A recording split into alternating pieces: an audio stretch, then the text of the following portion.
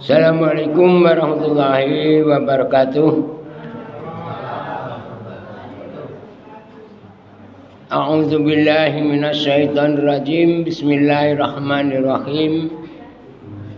Alhamdulillahirabbil alamin wassalatu wassalamu ala asyrafil anbiya'i wal mursalin sayyidina wa maulana Muhammadin wa ala alihi wa sahbihi ajma'in, amma ba'du. Alhamdulillah para hadirin jamaah salat Isya dan tarawih Mushola Al-Qadar. Mari kita sama-sama bersyukur pada Allah, di hari ini kita masih diberikan kesempatan untuk menjalankan salat Isya dan tarawih.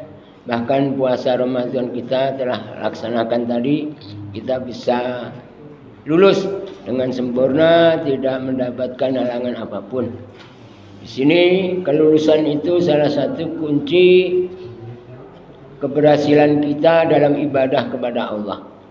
Maka perlu kita syukuri nikmat kita, yaitu nikmat hidup kita ini. Dengan hidup tadi kita bisa berpuasa, bisa menjalankan kewajiban kita, aktivitas kehidupan sehari-hari itu.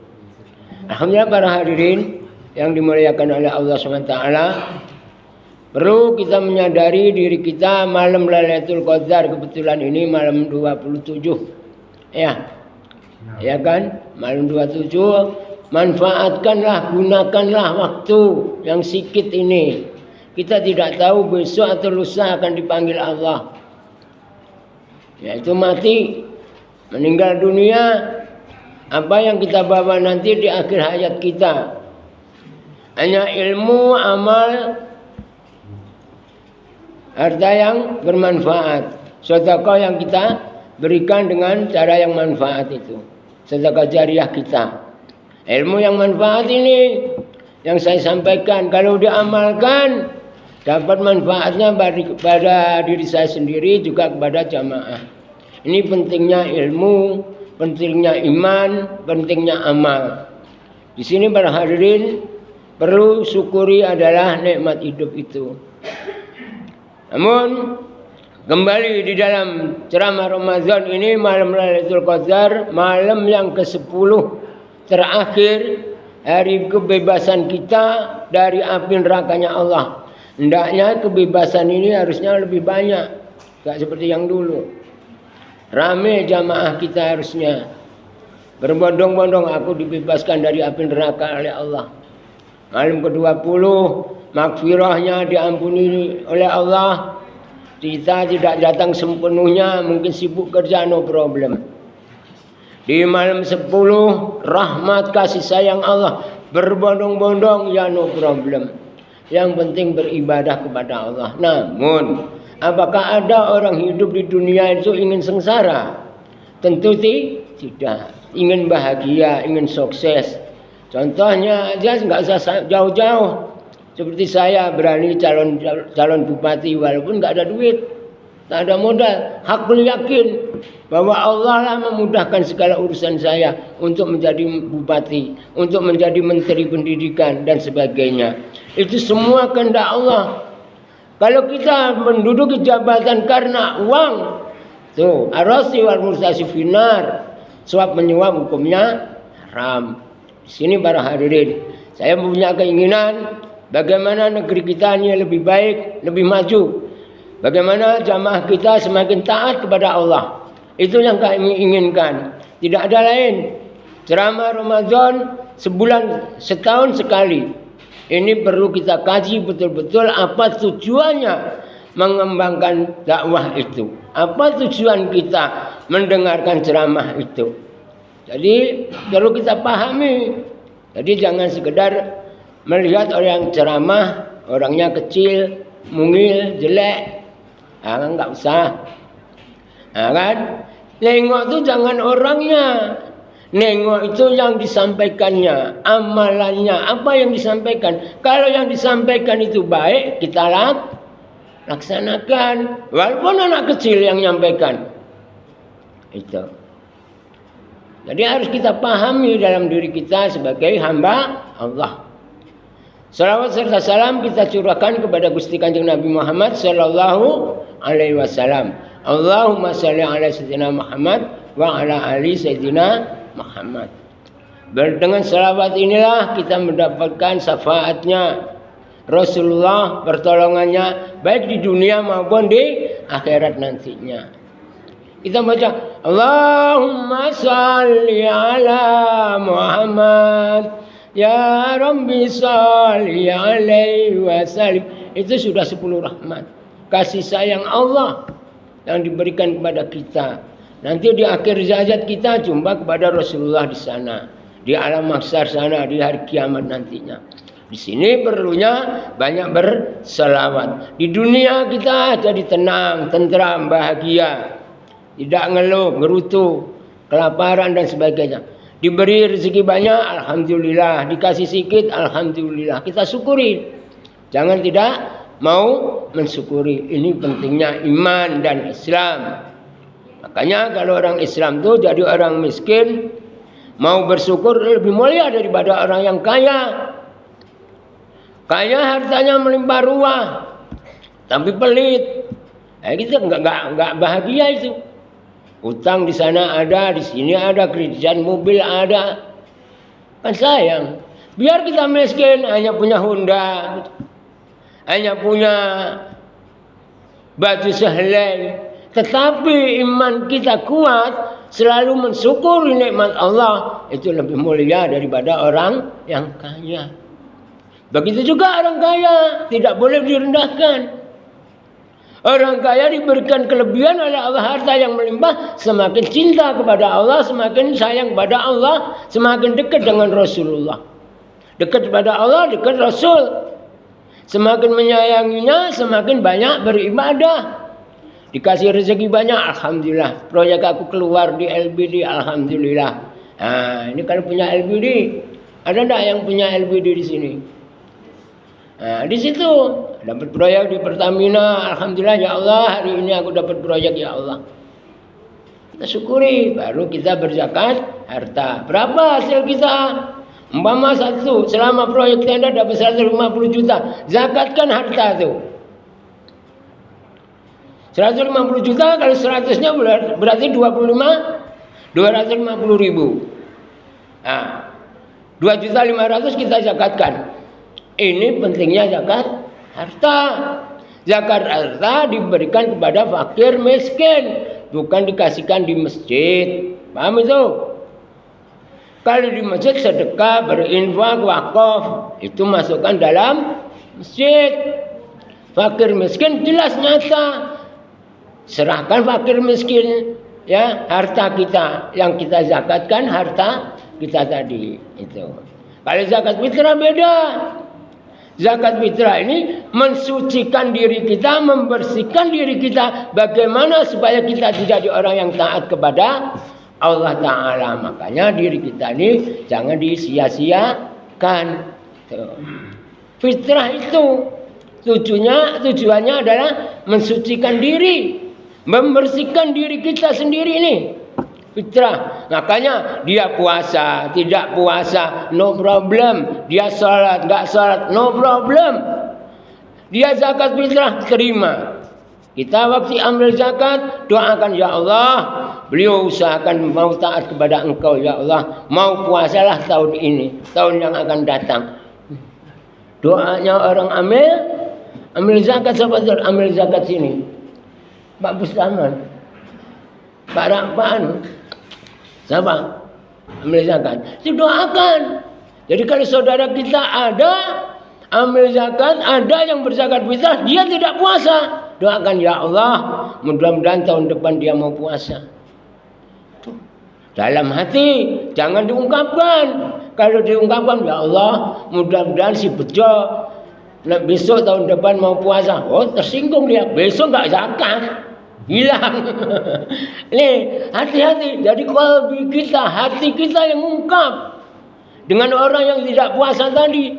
Inilah perlunya ada kafarat yang membayar damnya atau membayar dendanya puasa Ramadan 1 hari 60 orang tuh. Itu yang perlu kita kaji. Kalau tahu bahwa puasa 1 hari dendanya sebanyak itu, nggak ada orang batal puasa Ramadan. Kalau tahu dendanya dan bayar menghapuskan dosa kita itu 60 orang yang wajib menerima tadi, maka tidak ada orang yang membatalkan puasa. Kalau tahu semua. Tetapi kalau tidak tahu wajar. Maka ada hukum agama itu pentingnya adanya ceramah-ceramah ini. Maka alhamdulillah para hadirin yang dimuliakan oleh Allah SWT, puasa Ramadan tinggal beberapa hari, kita gunakan, manfaatkan yang baik. Jangan kita lupa. Banyak sholat tahajud, banyak istikharah, banyak hajat. Minta kepada Allah, ya Allah mudahkan rezeki kami, ya Allah lancarkan usaha kami, ya Allah berikan keselamatan kerjanya suami kami, dan sebagainya. Ya Allah, semoga Pak Samsul Hadi jadi Menteri Pendidikan, amin. Tinggi kali Bapak dah pensiun. Ini Bapak Guru ini Pak Lek saya nih. Jadi agak bingung saya. Aku takut tersinggung pula dia kepala sekolah. Jadi saya punya keinginan menjadi Menteri Pendidikan. Jadi ini bukannya sombong, tetapi doa mudah-mudahan Allah kabulkan. Amin. Amin Bu ya Pak ya, amin kan. Mudah-mudahan saya jadi Menteri Pendidikan. Biar Rio ini biar bagus. Biar gak ada orang pendidikan yang seperti ini lagi. Saya malu sebagai seorang guru, seorang ustaz. Kalau pendidik kita, anak-anak didik kita seperti ini perbuatannya, kita harus punya rasa peri kemanusiaan yang adil dan beradab. Itu. Selanjutnya, di dalam Ramadan terakhir tinggal beberapa detik ini, judulnya adalah mengenai judi. Nih, tulis nak judi. Judi. Jadi bulan Ramadan bulan yang penuh berkah, bukan pengampunan dosa saja, bulan kebebasan dari api nerakanya Allah saja, kesepakatan kita masih diberikan waktu untuk memperbaikinya. Jadi waktu kita saat ini untuk memperbaiki diri kita, bagaimana waktu yang singkat ini gunakanlah untuk mendekatkan diri kita kepada Allah. Jadi sayang sekali pada saat ini banyak terjadi judi-judi online. Terjadi judi online, judi di rumah bisa, judi di kedai kopi bisa, judi di sini di musola ini mungkin ada juga kalau yang pejudi-pejudi main online itu. Tapi kita nggak tahu di antara musola sini atau musola sana, nggak tahu kita. Pasti ada. Kalau kebiasaan judi. Jadi ini yang kita waspadai dalam hidup kita. Jangan sampai kita memakan harta yang haram. Ya. Jadi semua fakta sekarang judi bisa di rumah-rumah, bisa di warung-warung, kedai kopi, bahkan di tempat kerja. Di tempat kerja itu bisa juga di instansi pemerintahan, instansi perusahaan atau waktu mengajar dan sebagainya, tempat online belajar itu. Akhirnya menjadi dengan adanya judi ini, handphone tidak dapat dihentikan dari pekerjaannya.